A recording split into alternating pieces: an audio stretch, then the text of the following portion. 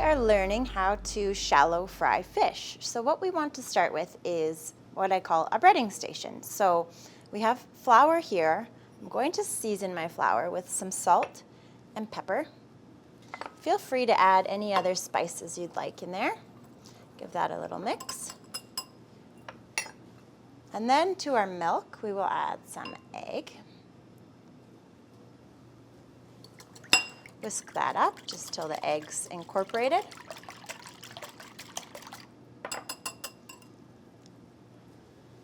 And in our last bowl, we have panko, or breadcrumbs.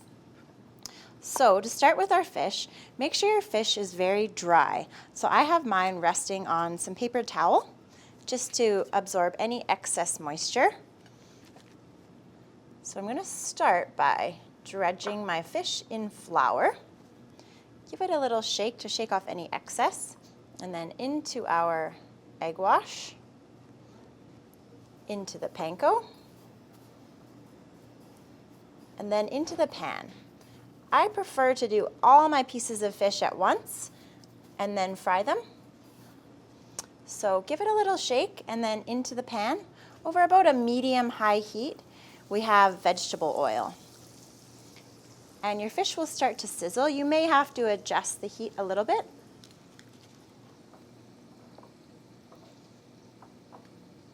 So I will continue to dredge the rest of my fish.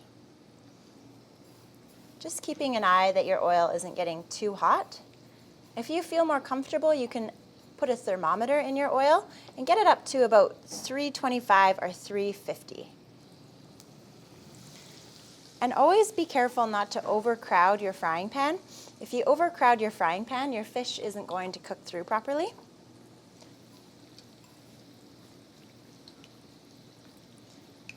Add our last piece in, and we'll let that cook.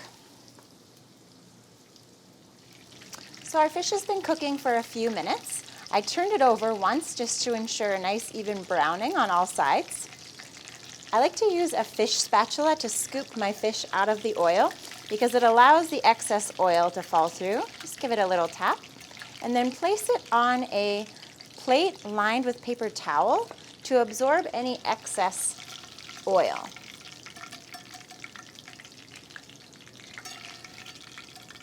And I would recommend disposing of this oil once it's cooled down, so turn it off and then dispose of your oil.